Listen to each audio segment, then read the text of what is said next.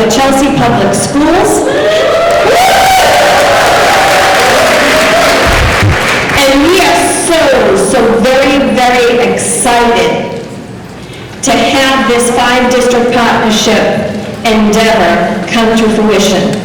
So we have our districts that in 3 different sites, we are coming together, we're networking, we're learning together, we're sharing, and it is just an extremely powerful, powerful way to run professional development. So let today be the first of many of the 5-district partnership dedicated professional development day.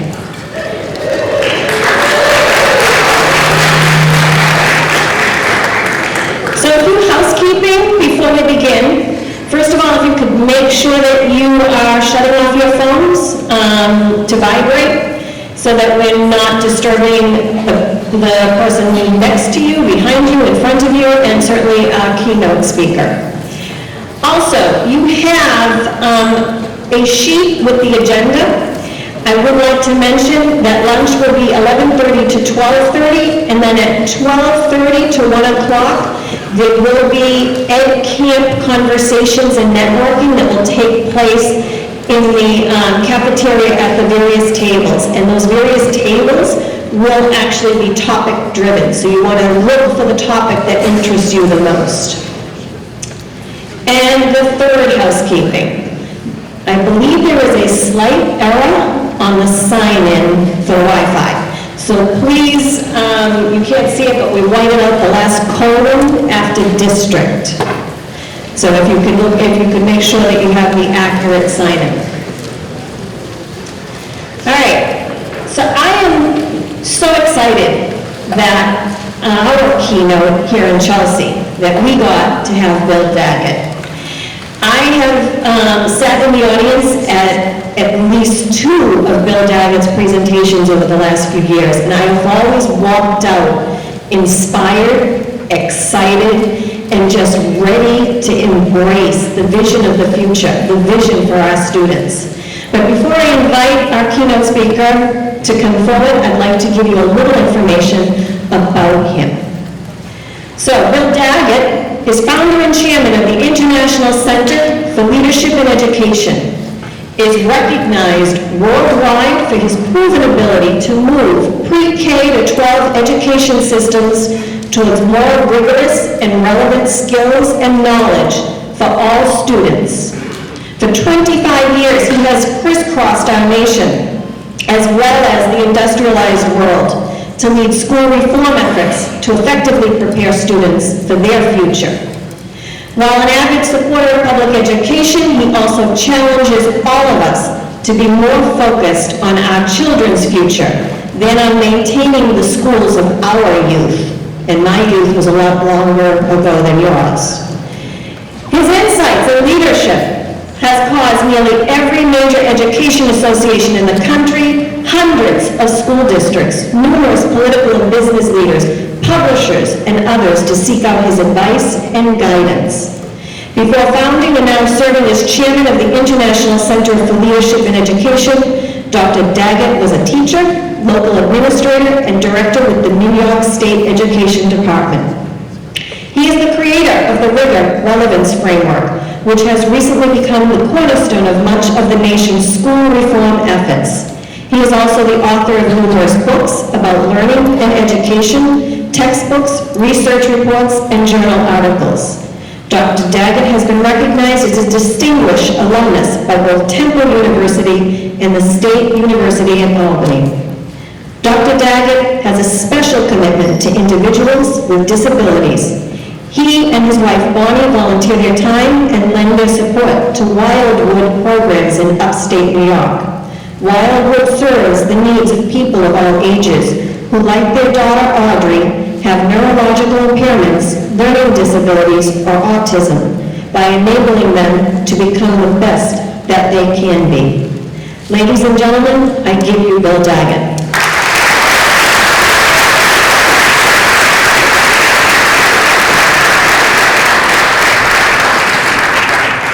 Thank you. Good morning to everyone.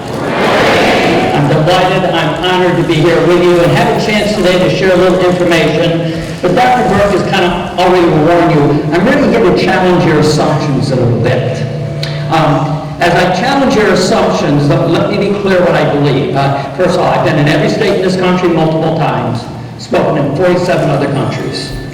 And every time I return to America, I thank God I live in America. And one of the reasons is our public education system. I've seen it up close and personal. I believe the American public education system, hands down, is the finest education system in the world. I believe it has no parallel. I think the only place that doesn't really understand that is America. Now, we don't have the highest standards. If you think we have real high standards, I'm going to badly depress you today. And you might say, well, wait a minute. How can this guy say we got the best schools if we don't have the highest standards? For one simple reason. Which kids in America do we educate, folks? All. And the second you educate all kids, any of these comparisons are out the window. I don't judge schools as a lifetime educator. I judge schools as a parent and a grandparent. My wife Bonnie and I, we have 5 children. Now, my kids are older than your kids. I can tell that by looking, because my kids are older than most of you, okay? My kids are 43, 44, 45, 46, and 47.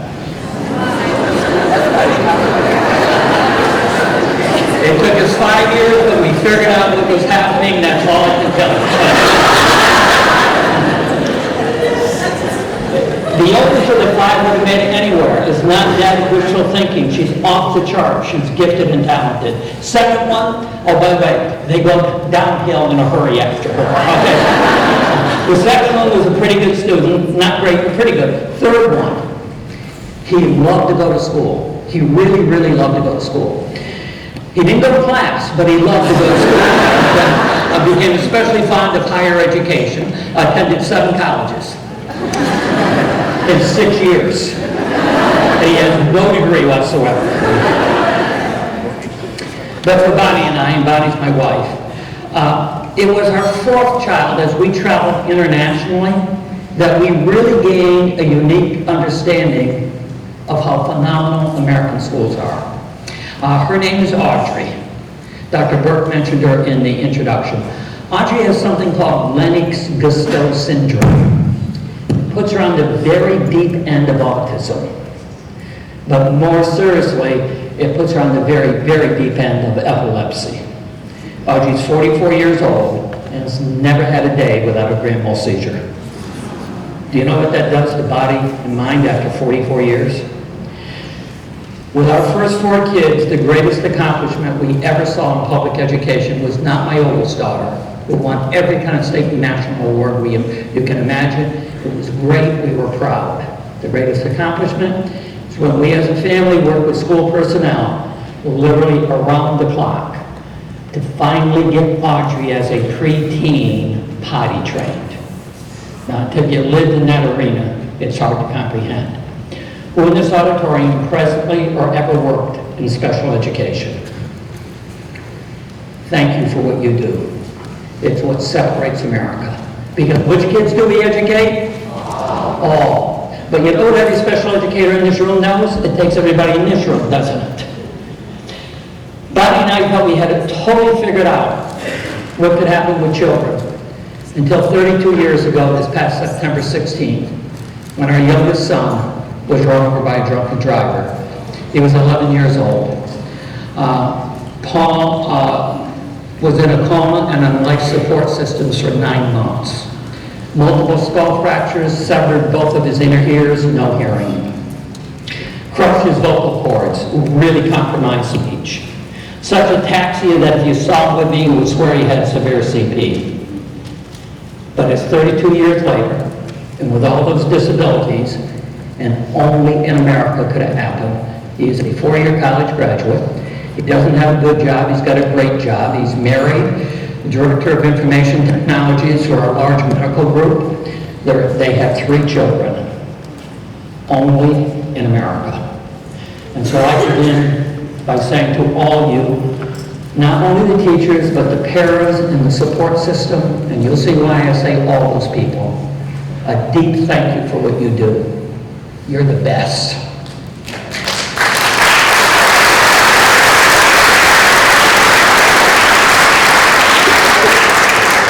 But I'm also worried. Let me tell you what I'm worried about by asking you something. How many in this room have a son or a daughter who is a preteen, a teen, or in their early 20s? Hands way up. Everybody's got somebody at that age, okay? If everybody just raised your hands, how many of you hope the person you just raised your hands about sometime in the next decade becomes independent? Is there anyone that doesn't want that? Because if you don't want it, you're a sick, sick person. Let me ask you another question. How many in the room know a recent four-year college graduate who is now back at home with mommy and or dad, made the decision to go to graduate school because they can't find meaningful employment? Or they're all on their own, but their parents are having to help them financially. Everybody knows somebody like that, hands way up, not part way up. Put them way up high, keep them way up high, keep them way up, keep them up. Anybody that hasn't got their hands up, turn around, look at the rest of the auditorium. What happened, folks? I don't understand. These are our success stories. These are the kids that trusted us. These are the kids that did everything we told them to do. And what happened? They're back at home, living in their parents' basements, unemployed, broke. What happened? And don't tell me it's because they're not jobs. We said right now we're the lowest unemployment rates literally in this country in 51 years. We said with every major employer, I will show you, giving incredible signing bonuses for the best paying jobs. And our college graduates are coming home functionally unemployable. What in God's name happened? What happened, and I don't like it, is America changed. And it changed forever. And we haven't yet figured out how to connect up our schools to that change. And that's what I'm going to try to do today. Again, I don't think our schools are failing, but we have a challenge. I had the privilege of chairing 3 national commissions. One is for a group called AASA. AASA is the American Association of School Superintendents. So it's Dr. Burke's counterparts. There's 16,000 of them nationwide. 14,000 belong to AASA. I chaired a commission for them to try to find the nation's most successful, innovative school districts. Now, lots of people have innovation, but can you prove you're moving the needle with your innovation? We searched the country, found the 25 most successful out of 16,000. Got under the cover to see what they're doing differently. That was built upon another national study I've had the privilege of chairing for a group called CCSSO. Every state has either a state commissioner of education or a state superintendent. The 50 are called the Council of Chief State School Officers. For that group, I chair a national commission to find the 25 most rapidly improving schools. Now, the first study was on districts, the whole district. The second study is on individual schools, because you can have a great school in a bad district. And then a third study that we released 3 weeks ago Saturday is for the National Dropout Prevention Center. And that group is tied to 11 research universities, and we try to find the most successful practices for our most vulnerable students, what they call the subset kids, the ELL kids, the special ed kids, the kids deep in poverty. Dr. Burke, it sounds like most of your students. You've got some really challenging kids. And as we did that, we came down to 5 central findings. The first of which is that these schools are future-focused, not forward-focused. And let me try to explain the difference.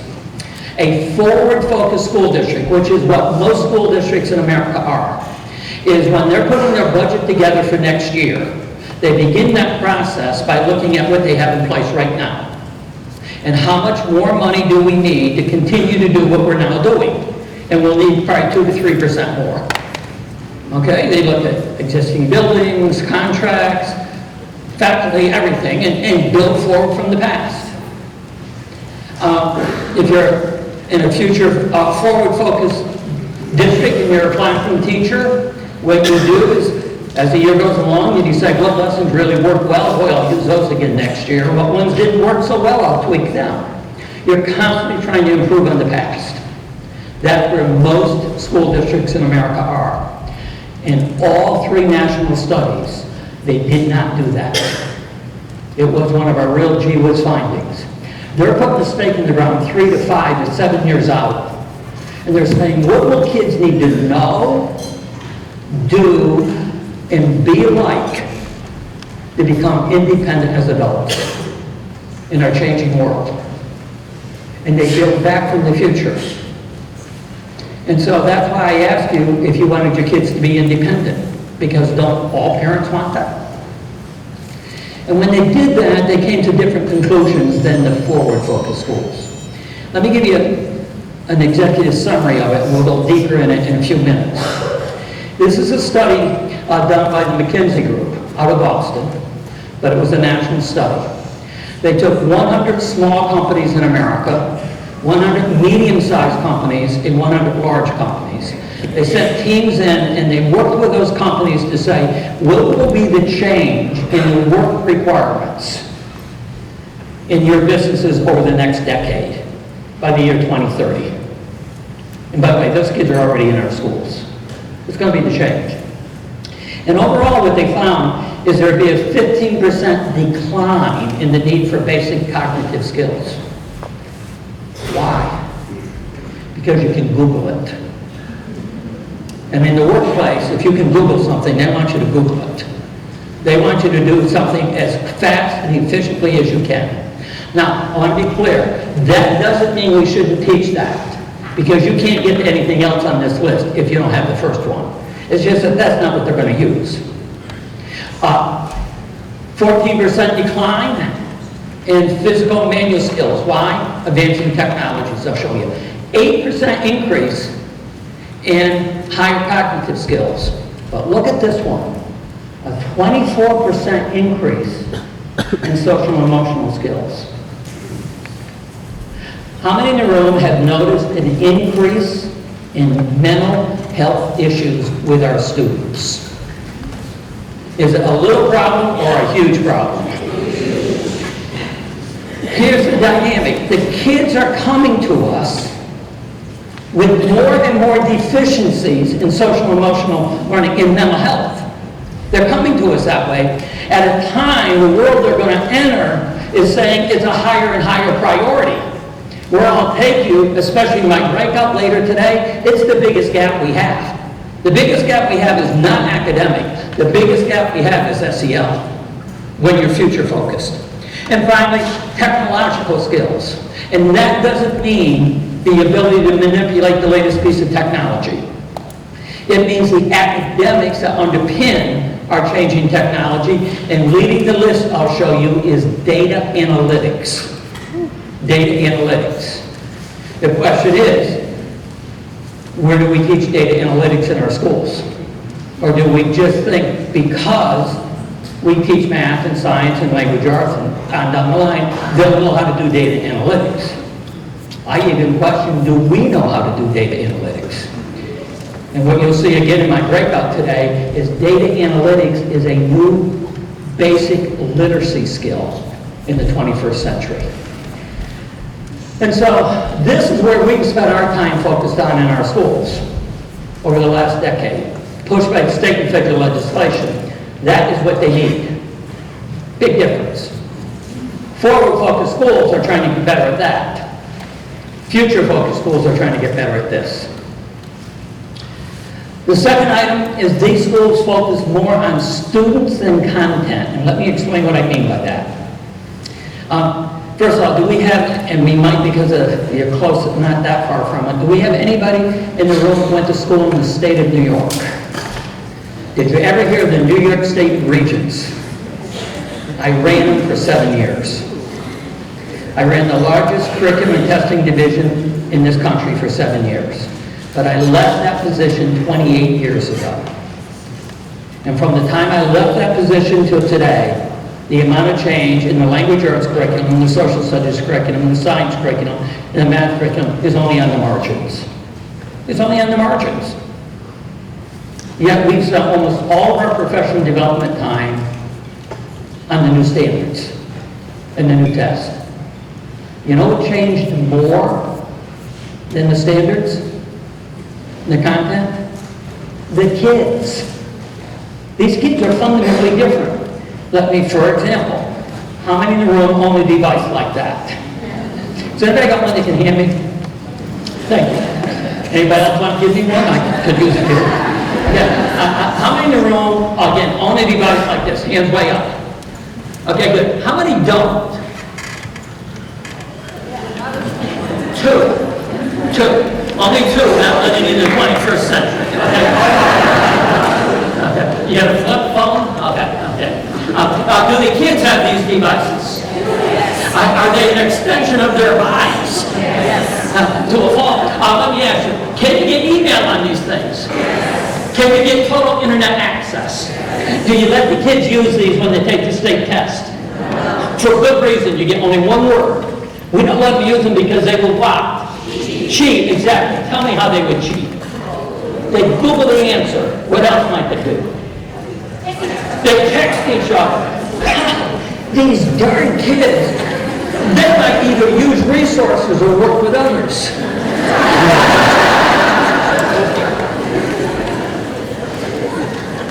What are the two most basic skills you need to be independent as an adult?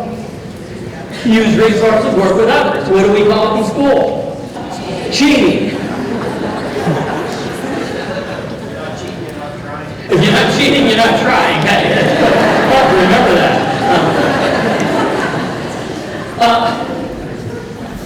Tough question. Are you trying to force 21st century technology to conform to our 20th century schools? Or are you trying to transform the 20th century schools to prepare kids for the 21st century? It's the central question these future-focused schools had to come to grips with. Because in the forward-focused approach, why do we have the summers off? Okay, work in the fields. How many of the Chelsea kids are actually working in the fields all summer long? Why do we have the same length of time for courses? The belt schedule, the way it is. It's a Henry Ford assembly line we adopted 100 years ago. I could go on and on with examples. But in a forward-focused system, that's what we think we do. And by the way, everybody in the room, we liked school when we were kids. We liked school so much, in fact, we went to college to major in school. So that when we graduated from college, we could return to school to do to others what had been done to us. It almost sounds incestuous. And who do we interact with all day long? People who think just like we do and have the same values. That's a tough system to change. But the other issue is about these kids changing. They are an extension, and I'm not saying it's good, but they're an extension of the technology. They have never lived without it. But the other issue is they also have increased mental health issues. But I also want to state, I think sometimes we overstate the mental health issue. I think sometimes just kids doing stupid things, we call a mental health problem today. And forgive me, every one of you did stupid things when you were a kid. I did lots of them. Let me show you an example of two kids that did a stupid thing that I don't think is a mental health problem. I just think it's being stupid kids. Teddy! Eloise, turn around. Turn around. Oh my God. Do you like your haircut? No. Turn around. Why do you let Mother do that? She said she wanted me to do that a lot, and so I did it. All right, it's just hair. It's hair, and it's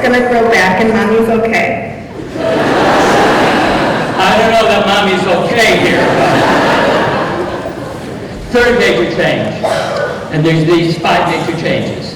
The third major change is these schools focus more on growth than proficiency.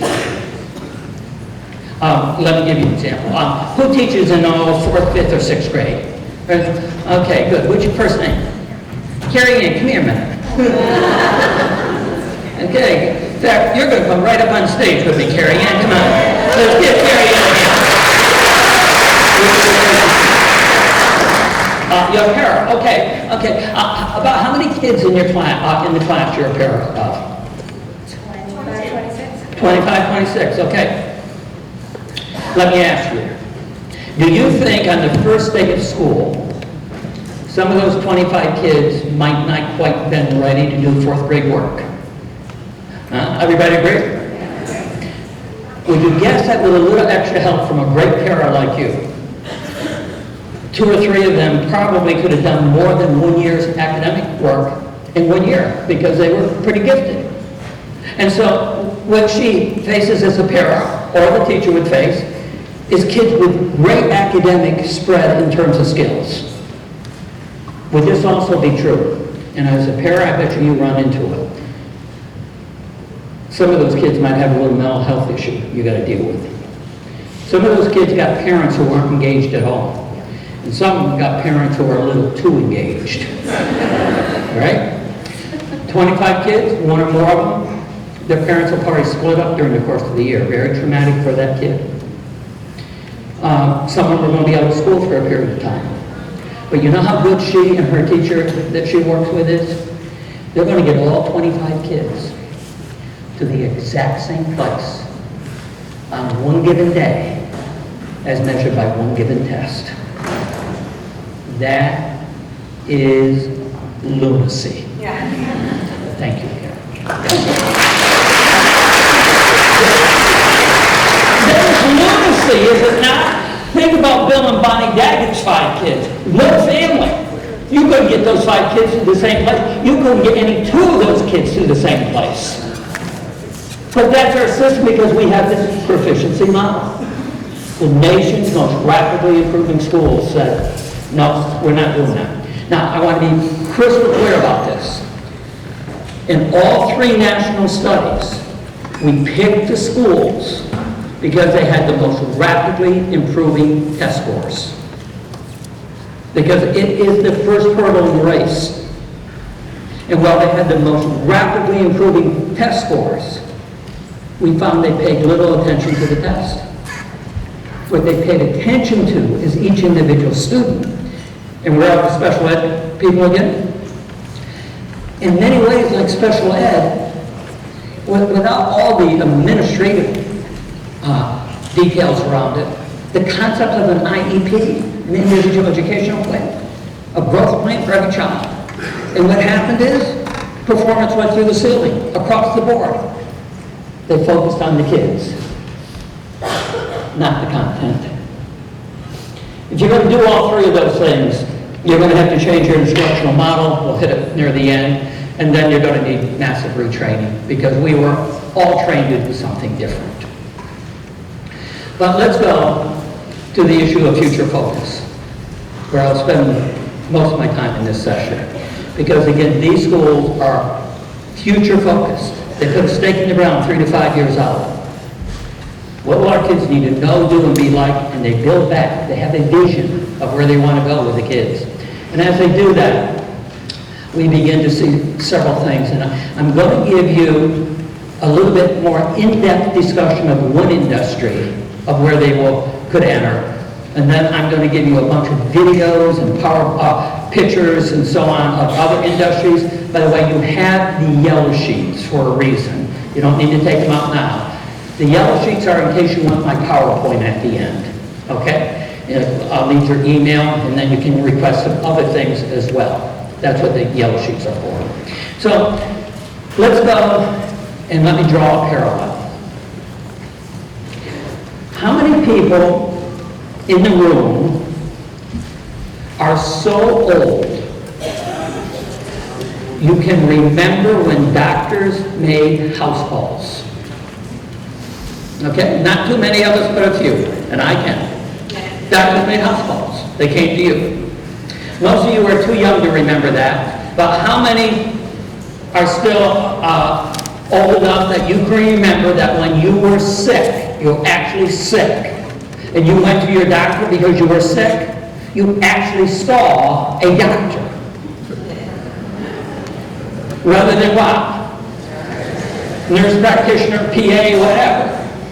But in both scenarios, whether the doctor came to you or you went and saw the doctor, what happened back then is the doctor, she or he, the knowledge they had to diagnose what was wrong with you was whatever was in their head. That's the knowledge base. It's what they do. And they use some very basic observation tools, like took your temperature, listened to your heart, felt your pulse, poked you here or there, and said, I think this is what's wrong with you, and prescribed a pharmaceutical or a treatment or something. Make sense? But then around the turn of the century, and by the way, the turn of the century is the year 2000, not 1900 now, okay? Around the turn of the century, they began to use more sophisticated tools. And they began to say, don't only come to us when you're sick, we want you to come once a year. And we want to monitor your health. And we're going to do it with more sophisticated tools like blood tests and others. All remember that? And then, if you were really sick, they probably sent you to a specialist. And so suddenly, around the turn of the century, it moved from the knowledge being used to diagnose what was wrong with you from one person to a team of people and more sophisticated tools. And then about 3 years ago, it really changed. How many in the room have had a physical sometime in the last year? Hands way up. Did your doctor spend more time looking at the computer and peppering you with questions than physically examining you? The answer is, why? Let me give you the parallel of what's happening. And by the way, remember that oldest daughter of mine?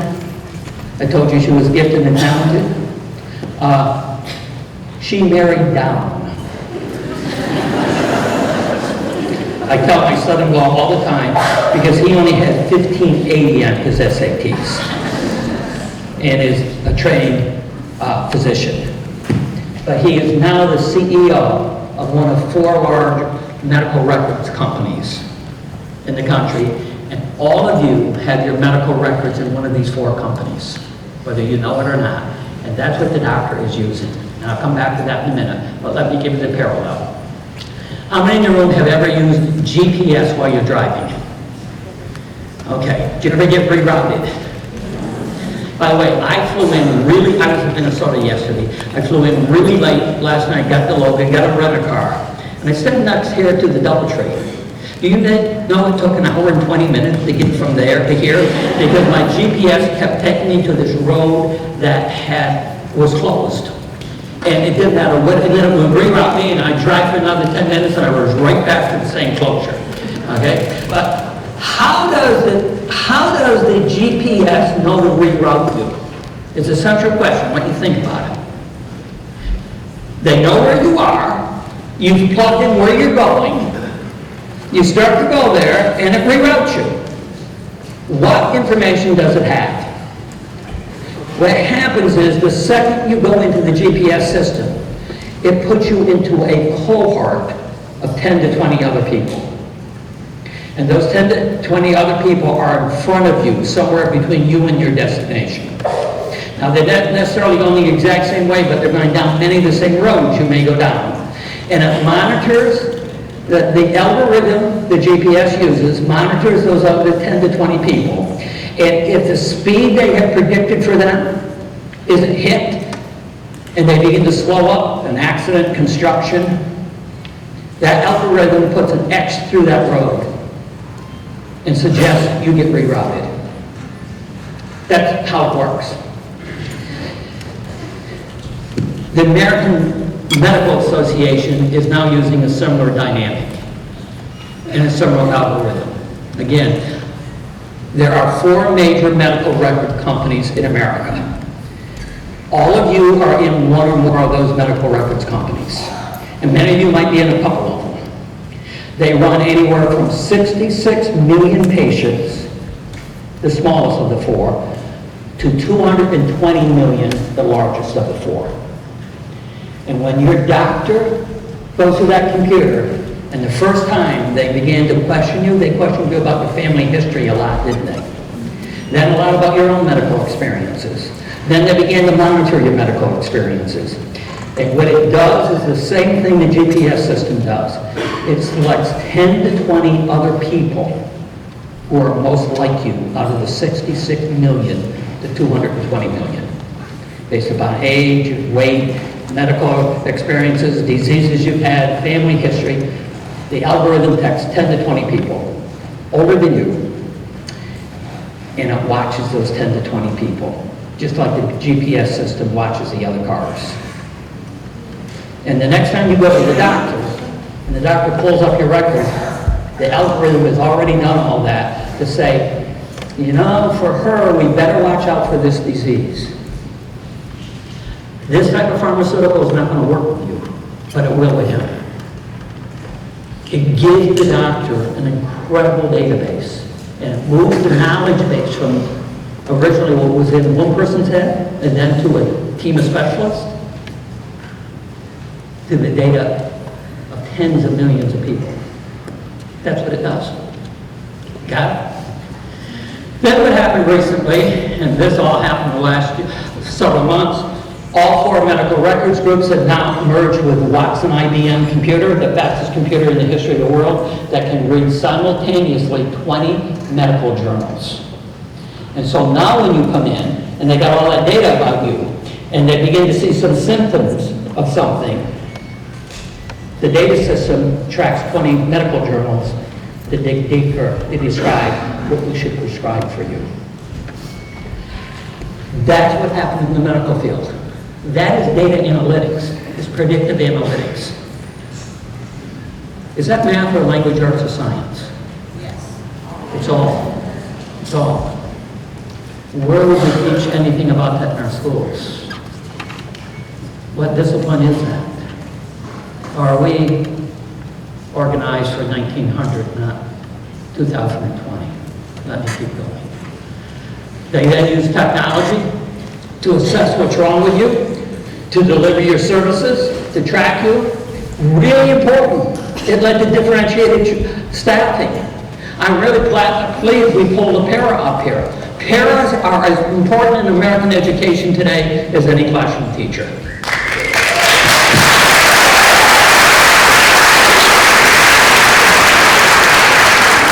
You know what else is? Custodial staff.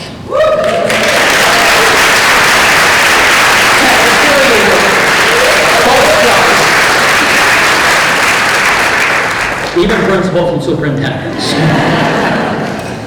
It takes a team. It's a team today. And that's a fundamental shift. And we're beginning to budget that, but nowhere near to the level of the medical field. Think about who you see and interact with. And what it did, it led to everybody needing a lot of retraining. You can't just tell people to do this.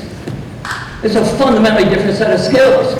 But what it did in the medical community, and I want you to think about this because you've experienced it as a patient, the role of doctor changed from providing medical care to managing patient wellness and care.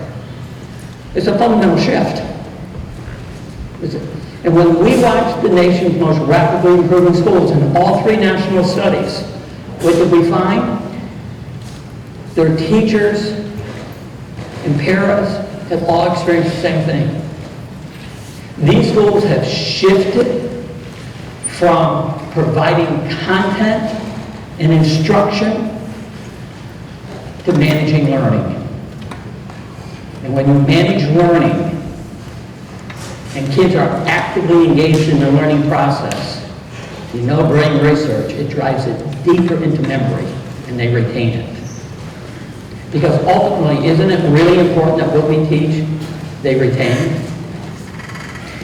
Because what value is it if we teach it and a year later they don't have it?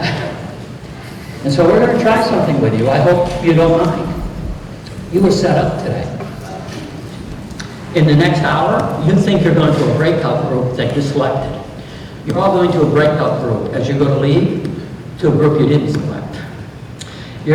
We've taken each of you to figure out what it was for the teachers. And by the way, we're only going to do this with the teachers. The parents and everybody else, you're going to monitor it. Okay? I think you'll be okay with monitoring it when I tell you what it is the teachers are going to do. We're going to ask, we got kids in every room. They're going to ask you what you teach. Okay? And they're going to ask you what you teach you did in college. And then they're going to give you an 11th or 12th grade college prep level test that they had to take in this high school this year. And they're going to ask you to take the test in a discipline you have never taught. I think you know the press in the room, they have been very willing tomorrow to release your test scores by hand. I got good news for you. I'm only kidding. There are no tests. You're going to the breakout groups you picked. Okay? But I want you to be serious enough so you don't think, my God, are we really going to do that? Because let's be brutally honest. How well would you do? If you never taught math, how well would you do in an 11th to 12th grade college prep math test right now? Good or bad, folks? How about science? How about social studies? How about language arts? Why? Because if you don't use it, they recognize we've got to teach kids how to use the information and drive it deeper. And why do we need to do that? Because the world they're going to enter, we can't hardly predict exactly what they're going to need to do. Because that world is changing, so let me show you that changing world. What's driving school reform is not things from inside education. It's from what's happening outside of the education world. I just gave you the medical world and showed you what's happening there. I could go through and spend the entire day hitting other industries like retail, automotive, transportation, agriculture, finance, food service, manufacturing, construction. Rather than doing that, I'm going to give you a series of pictures and videos. Again, I'm going to give you my PowerPoint at the end if you want it. And I just want you to think about where are these kids ever going to work? And there are going to be lots of jobs just as they are today. But how does what we're doing connect them up with this world they're going to have to function in? Let's go to retailing first. How many in the room have ever bought anything on Amazon? Amazon is technically not a retailer because the definition of a retailer is the customer comes to the store. Okay? Amazon sells over twice the amount of what Walmart sells. But think about how complicated their warehouse has to be. And I was in one of their warehouses recently. It was almost a mile long. Think about the amount of products they got to have. Twice the amount of Walmart. And tractor trailers come in. Railroad cars come in. You got to take stuff off the car, put them on the shelves.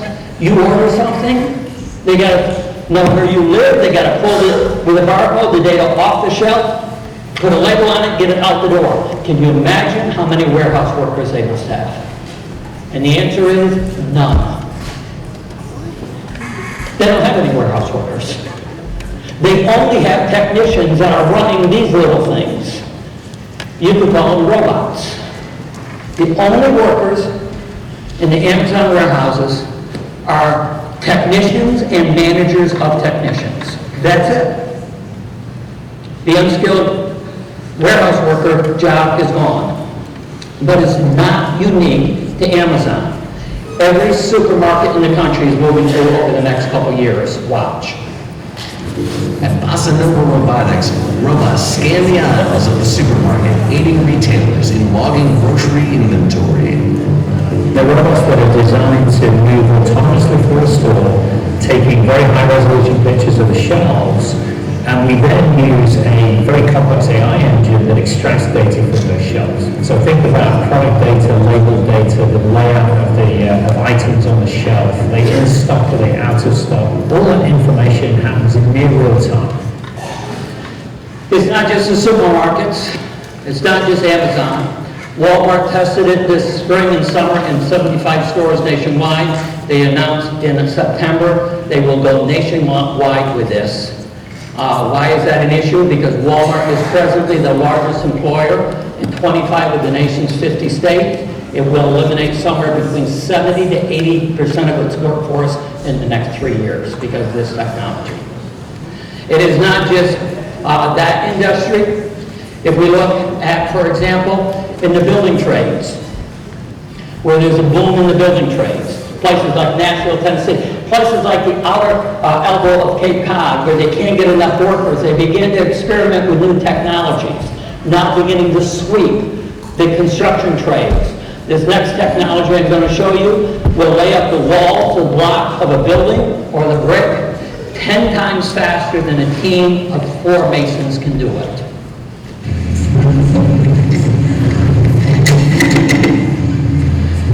The next one I'm going to show you can paint the interior of a 2,400 square foot house, big house. All the walls and trim in 90 minutes. Many of the jobs we are preparing kids for in our career and tech ed programs will not be there by the time they graduate. Let me take it deeper. How many in the room have ever used Uber? Okay. How many in the room have ever been in the new Teslas, the driverless cars? A little scary the first time you get in them, isn't it? Whoa, well, I don't touch the way up when you're saying, what? Well, Nevada concluded this, first state in the country to do it, that they were safer than any human-driven vehicle. So they passed legislation last July that permits driverless trucks in Nevada. And by driverless trucks, it means there is no human being in the truck. 7 other states have now passed legislation to do that, effective January 1, 2020. Watch. So it should come as no surprise that Uber got into the trucking business by building a technology platform for delivering freight and by buying an automated truck startup called Otto. So if you're a truck driver right now and you haven't started thinking of getting some extra training education or so, then you're in a difficult position. Why is that an issue? Well, Walmart is the largest employer in 25 of the nation's 50 states. The most common job title in America is trucker. Over 3 million of them. Trucking is the most common job in 29 U.S. states. But it's not just the workplace this is changing. It's going to change every facet of our lives. I want to take you to one not far from here, MIT. First example I'm going to give you is MIT, and then I'm going to show you how 3 other companies since MIT did this are moving in the same direction. I'm going to show you a video. It's not way out there. It was just on 60 Minutes. Okay? But before you watch the video, I want you to think about a couple things. By the way, this next video is the most important thing I will show you with my presentation. Is this true? Before you can think, say something, you have to be able to think it. If I can't think a thought, I can't say it. There's nothing to say. If I hear a sound, I have to know what the sound means. Otherwise, it's nothing more than noise. So if somebody calls me speaking a language I've never heard, I won't have a clue what they're saying.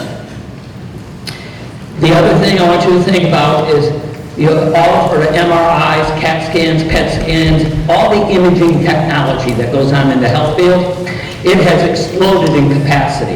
In fact, CVS has announced that by the first of the year, they will have available in some CVSs nationwide imaging technology. Walk in and do it. Okay? It's that inexpensive, it's that fast. But what that imaging technology now can do is, remember when you have a thought, you have to have the thought before you can say it? There's an electronic circuitry in the brain triggering all that. The new imaging technology can read it, can actually read it. Now watch what they did at MIT. It's a headset. Guy's got a headset on, okay? Watch and listen. Is it, Whoops, sorry, not too far. is it when you're reading, or when you're talking to yourself, your brain transmits electrical signals to your vocal cords. You can actually pick these signals up, and you can get certain clues as to what the person intends to speak. So the brain is sending an electrical signal for a word that you would normally speak, but your device is intercepting that signal. It is. So instead of speaking the word, your device is sending it into a computer. That's correct. That's unbelievable. Let's see how this sounds. We tried it. What is 45,689 divided by 67? Sure. He silently asks the computer, and then hears the answer through vibrations transmitted through his skull and into his inner ear. 6, 8, 1, 49, 2, 5. Exactly right. One more. What's the largest city in Bulgaria, and what is the population? The screen shows how long it takes the computer to read the words that he's saying to himself.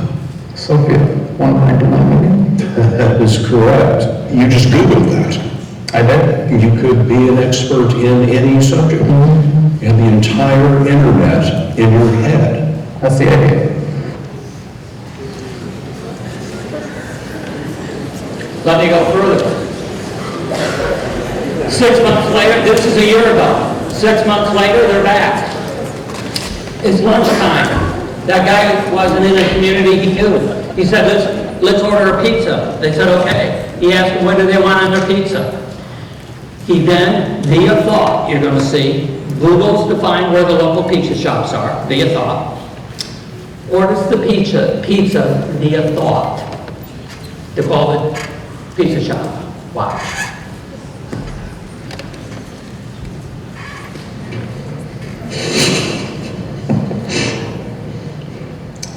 He brought us those pizzas. Get out of here. And he's like, okay, pizza's on its way. Should be here soon. We didn't really believe him. So we start packing up our gear, and lo and behold, he says, Katie, your pizza's here.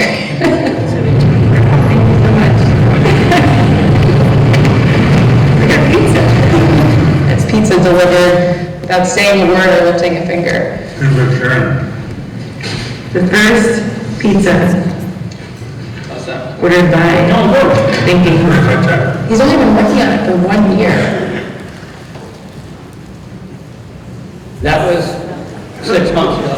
Now, MIT just announced they have it in an earbud, not a headphone. By the way, who's going to be the early adopters of this new technology, the young or the old? Now, you won't let kids use these when they take the test because they might, what? What are you going to do next? Cut their heads off? Let me take it a step further. MIT puts it into an earbud. Great issues about privacy arise. Because see, I could go over here next to Dr. Burke, and if I had that earbud on, and I'm close enough to her, I can read what she's thinking. That is really scary. Okay? So, another group said this is not going to work. So a group called Central Labs. Central Labs said, we got to come up with a different application of the same basic technology. And they created something, but before I show you what they created, why this becomes so important, why did I tell you about my own family? Do you understand what this technology can do when you look at people who have had a traumatic brain injury or have totally lost hearing like my son from the accident and can't speak because the vocal cords are crushed?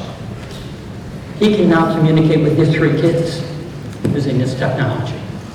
You know anybody's ever had a stroke? Parkinson's disease? Multiple sclerosis? Incredible breakthrough. Or how about somebody who has a physical disability and has a prosthetic, the thought they can make the prosthetic work. Watch.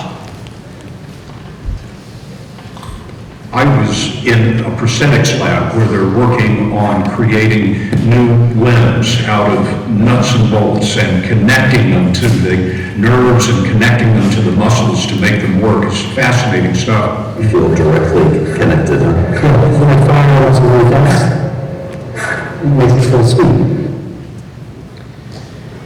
But Central Labs, this other company said, a lot of dangers here. So they said, maybe we need to do something different. And they created this device, which is a bracelet. Because now I want you to think about something. If you go to type, your brain has got to tell your fingers to move, doesn't it? It's got direct neurons.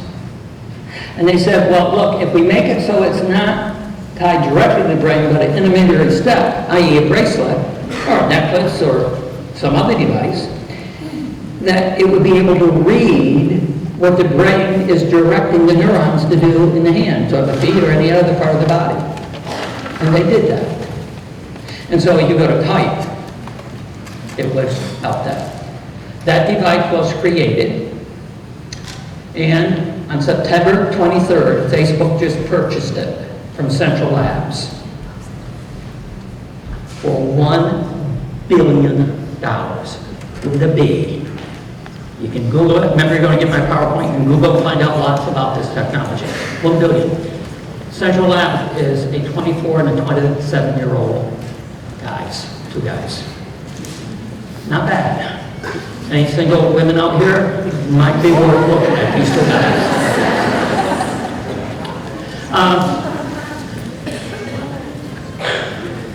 But they did something else. How many in this room have ever driven in a car that had what they call heads up on the windshield? You can see the speed, and if you got GPS on it, shows you. Y'all know what that is? They put it in glasses. Central Labs. They put it in glasses. And so, what you want to direct your hands to do, they can see it from the inside of the glass. Now, a person from the outside, just like with the windshield, they can't see it. You could have the glasses on and I wouldn't know. And guess who thought this was really a good idea? Fortnite. Watch. There's a slightly more complicated version. This is Asteroids. This is my co-founder playing Asteroids, which is a high degree of freedom. We have 2 degrees of freedom plus pushing buttons. And he actually has full control without any movements. He's just being able to stare and get his attention to move left or right, and his attention to control the thrust without movement. Just by decoding the activity of the neurons. And I'm going to end with this. So what I should do is when I came up on stage, what I wanted to show you was the neural control version of this. These are little teeny pulses, but then he's going to go into a neural control version of this, where it's just trying to perform and respond to him in a high degree of freedom. What does it mean? It means these kids, within the next year to 2 years, commonplace, can sit in your classroom, have a pair of glasses on that look like normal glasses, and can be playing Fortnite or any other computer game they choose to play, and you'll have no idea unless you take your glasses off and look into it. Why did Fortnite think this was a good idea? Because their second biggest revenue source right now is teachers pay teachers with Fortnite examples. There are thousands of them. And Fortnite came down and said, you know what? We actually teach skills. Now, we don't teach traditional academic skills, but we teach skills like this. And when you put a stake in the ground 3 to 5 years out and you ask business what they want these skills. And we'll embed it, and we'll begin to teach it and market it. And while all this goes on, you want to have a revolution in an American school? Try to change a L schedule and see what happens to you. And so overall, how's it playing out? If we go back to the year 2000, and you take all jobs in America, and you break them down by low skill, medium skill, high skill, this is U.S. Department of Labor data. That's what it looked like. But think about how many people lost a job in the last decade because of an ATM or a kiosk. But look what happened. There are more low-wage jobs. How did that happen? It's because the changing technology is actually creating more jobs at the top. And that group at the top, somebody else is cleaning their houses. They have more help with childcare. Somebody else is doing their laundry. They eat out 3 or 4 times a week. They are getting this growing service sector, but the service sector doesn't pay enough for an individual to be financially independent. And then the U.S. Department of Labor, just out a report, suggests, let's look at what's going to be by 2030. And that's what they say. We face a nation that has a missing middle. More at the top, more at the bottom, fewer and fewer and fewer in the middle. Now the good news, the safest job in the middle, literally the Department of Labor says, is teaching. You know why? You can't write an algorithm for it. Because here's the reality. If you can write an algorithm for a tax, the job is simply gone. We can't write an algorithm for what you do. So here's the reality. You are underpaid, overstressed, overworked, but you got a job.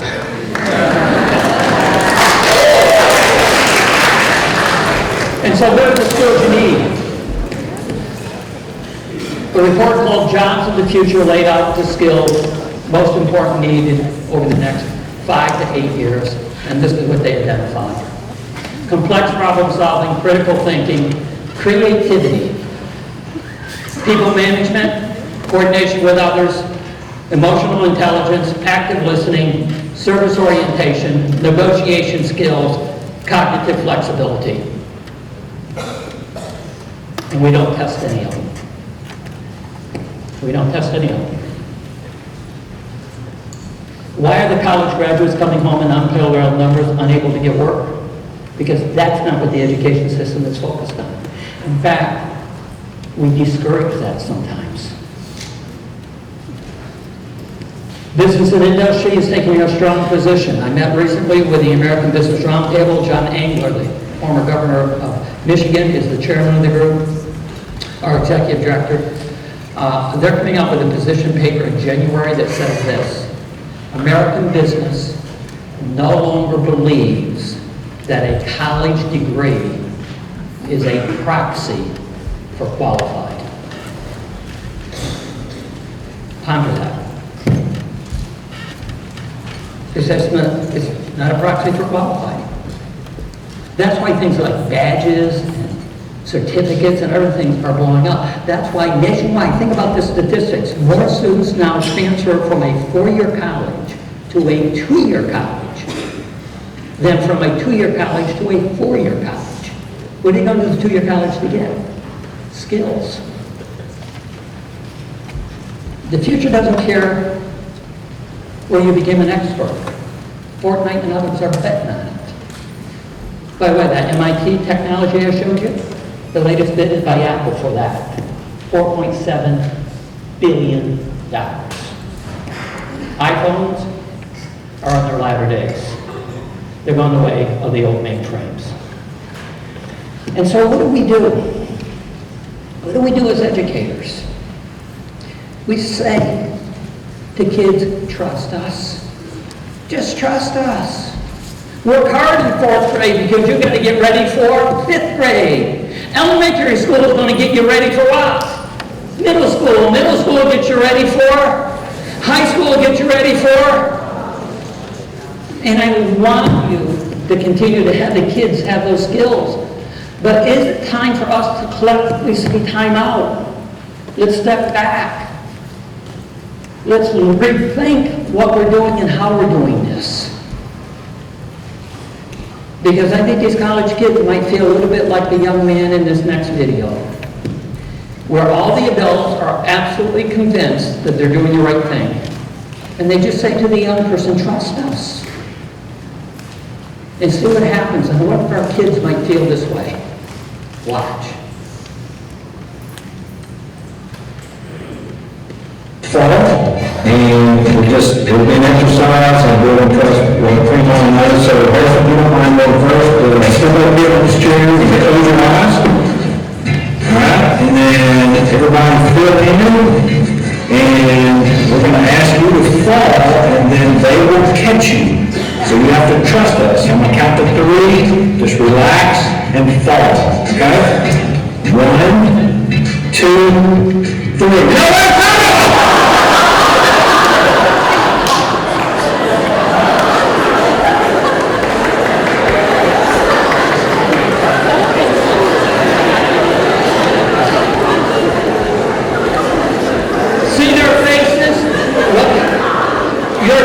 just look like that. Trust us. I close with this final slide. I want everybody in the room in a second to yell out your answer to this question. Well, 1 or 2 numbers on this chart do you think our kids have to function at as adults to become independent? Got the question? Yell out your answer now. 5. What 2 numbers do our test measure?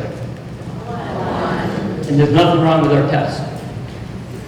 You cannot and you will not get to 4 or 5 if you don't have 1 and 2. Our problem is we treated 1 and 2 as the end line rather than the beginning line. That's why kids need rigor and relevance. But if we're going to get the relevance, we got to have a relationship with these kids. I'm sorry I won't see most of you, but I'll see some of you in my 2 breakout groups today. We're going to go in depth. How do you get to level 5? What do these school programs look like? For the rest of you, the yellow sheets. If you want my PowerPoint, fill it out, throw it on, don't leave that. Throw it on the table on the way out. And we'll send it to you.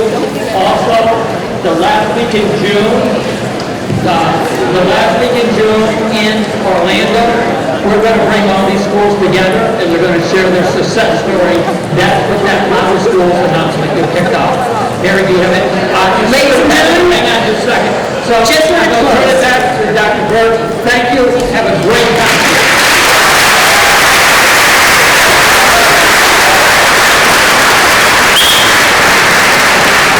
So I want to make sure that we're saying a really big thank you to Dr.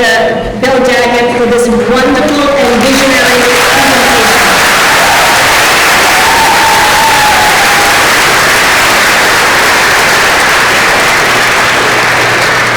And I know as I approach my retirement, Dr. Alia Beta, who will be taking over from me, is ready and willing to engage in this visionary work alongside the other superintendents in the 5-district partnership.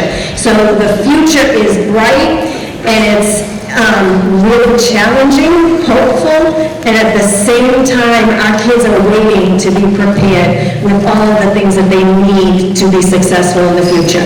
So with that, there is a 15-minute break, and the 10 o'clock session 1 will begin promptly at 10 a.m. Thank you.